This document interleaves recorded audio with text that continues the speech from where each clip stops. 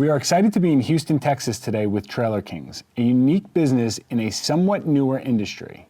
Food trucks are popping up all over the country, on your local street corners, parks, and events. You may be wondering, how are they built and what goes into creating a restaurant on wheels? I know I have. Trailer King manufactures more than 300 food trucks a year, with distribution all over the country. Join me as we step inside with its owner, Patrick, in this 100,000 square foot facility to show you how Trailer Kings is bringing food trucks to your town. I'm James Webster, and this is Owners and Operators.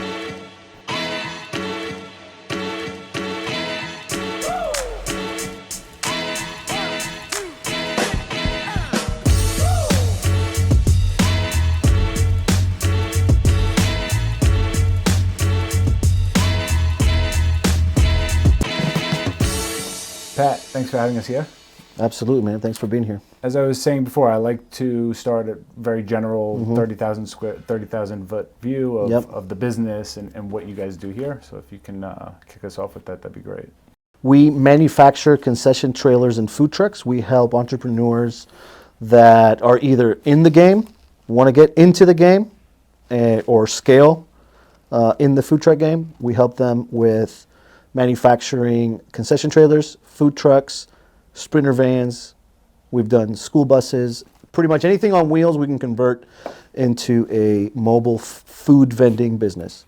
Before Trailer Kings, what were you doing, and how did you transform from that into Trailer Kings?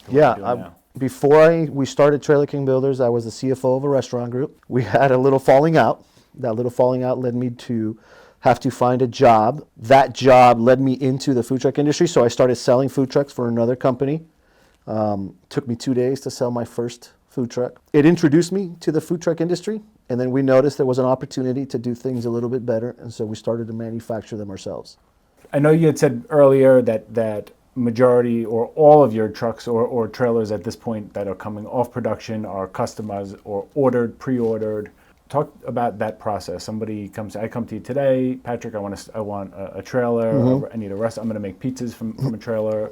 What's that process like? Do you sit down with them, go over everything, and they pick it out? Every single food truck has to abide by a county level health code, and they change every county for every state. There's a big part of it is consultative, right? We have to understand what they want to accomplish.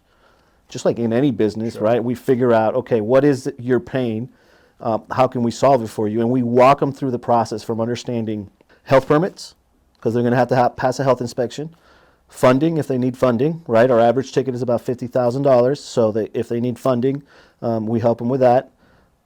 Branding, if they have no idea how to start, and then the client ultimately decides, okay, I want to do this, and I need it by this time, and I want you guys to do it for me. Not everybody that walks through the door has concrete exactly what they want, so we have to have a little bit of consultative process, like I said earlier. But others, they know exactly what they're looking for. They're like, I want this size unit, I want this equipment, and I want you to do this to my branding. So materials and all that, seems that most of it's on premises. Yep. Correct? Yep. Total time frame about? Depending on the build out, anywhere from 8 weeks up to 24 weeks. Obviously, a lot of people went through a lot of supply chain issues 2 years ago. We've done a lot of pivoting. Like I was telling you earlier, like we've had to learn different parts of the manufacturing process to help us get to where we are today. It's always fluctuating. And what I like to tell our clients is if a food truck builder does not have a lead time, that should be a red flag. Yeah, that's a problem. Yeah. Then you don't know either. He doesn't know when it's going to come through, and neither do you. Talk to us about the crew. What's a day like for the crew? I see as we were walking around, you have different people kind of doing different things, and that's one of my questions. So do they stay pretty much doing those? You know, if somebody's welding, are they pretty much going to stay welding? Yep. So we do have some sort of cycling between teams, but we separate our teams over there where we manufacture the concession trailer. We have the welding team, right? The welders will weld because they're certified. They know how to cut the material, they know how to put it together, and they know how to weld. Then we have our assembly line over here where we assemble equipment. We have a team that knows how to do plumbing, right? Because we'll put together a sink system. We have an electrical crew. They put together all the electrical aspect of the trailer. But yes, we have experts in each field.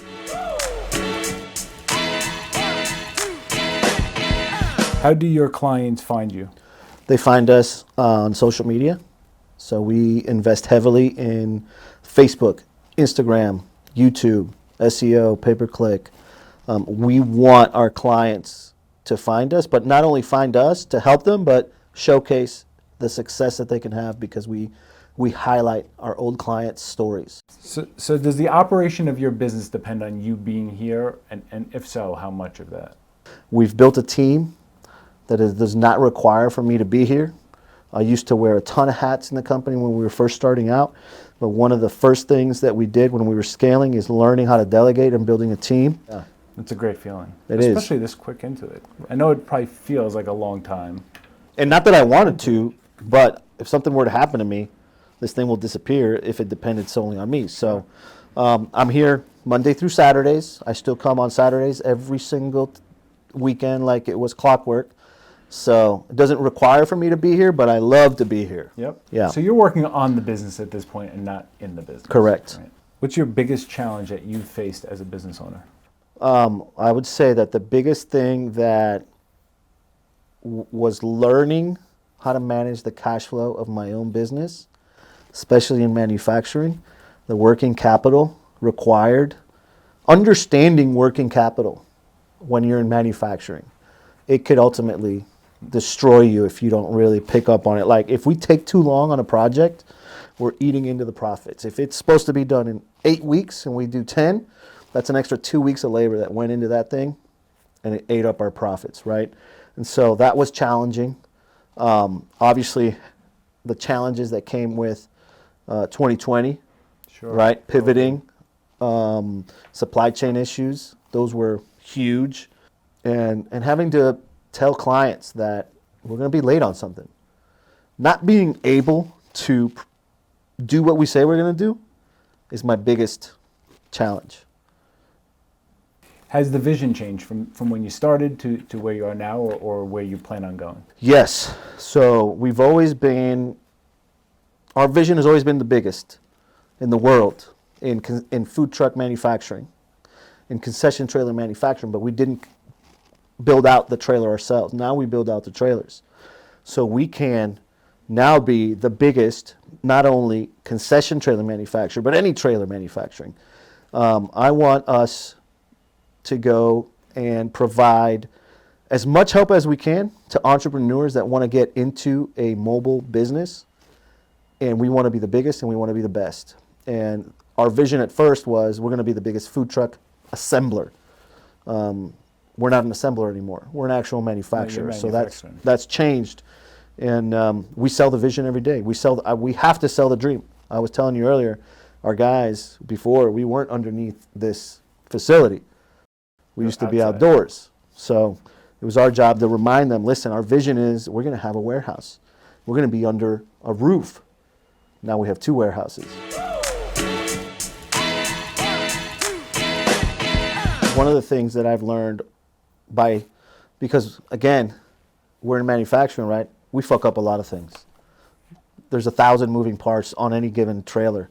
We were supposed to put in a freezer and we put in a refrigerator because they look exactly the same, right? There's no ticket on it from the supplier that says this is a freezer, this is a refrigerator. Boom, boom, boom. It goes and it shows up in New Jersey and they call us a week later and they're like, hey, we're supposed to get a freezer in here. You know, if you avoid that, right? If you avoid that phone call, then the bad reviews will come. Most of the bad reviews come from negligence. Yep. Not responding. So I've learned that the sooner we can attack those things and not be afraid of them, even having those uncomfortable conversations, not even using the word I'm sorry, but saying, you know what, we understand. Let us make it better. Yeah, we're on it. We're on it. Yep. That's it. That's all they want to hear. People want to know that they're not being lost or forgotten about. Listen, how I've handled business and not being involved with every little thing, something's gonna get fucked up. Something's gonna get messed up, right? But it's how you respond to it. Yep. That's the most important part. There's never going to be a time where we're going to be 100% perfect. If you had any advice for somebody looking to get involved with your business or in business in general, might be one of your clients, what would that advice be? Getting involved with our business is, one, hit us up. We're going to share the information for you to make an educated decision on investing in a mobile business, even if you don't invest with us. We just want you to have the information that you need, because there's a lot of people out there that don't do what they say they're going to do, and we want you to make an educated decision. If you're starting out a new business, if you're starting out into any business, I would say work on your mindset first. If you can get your mindset right, you can do anything. Do you have a favorite trailer that you like to build? I don't have a favorite. What I do have is seeing the success in our clients. So if I were to put a favorite title on a build out, is for our returning clients that are getting their second, third, or fourth, because that just tells me that one, they're being successful in what they're at, and they felt like we did a great enough job to come back. So those are my favorite. What motivates you? What motivates me? I just want to be better every single day, be better than the day before. I was asleep at the wheel for so many years that I had nothing to show for it. And when I lost my job in 2017 and I was flat broke, I vowed to never be in that position again and never put my family in that position ever again. So that's what drives me. What's next for Trailer Kings? Next is we want to grow.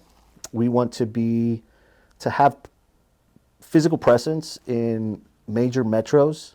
So right now we're only in Houston. Anybody that comes from all over the country has to come to Houston to see us. But I want to have either a physical presence there with either a dealership or a franchise or a manufacturing facility in other major metros so that we can keep helping more people.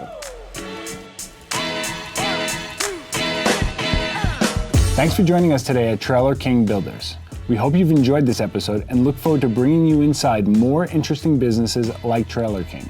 So be sure to punch that subscribe button and follow us so you do not miss out. And if you're interested in having owners and operators showcase your business, comment below and we will be in touch. Thanks again.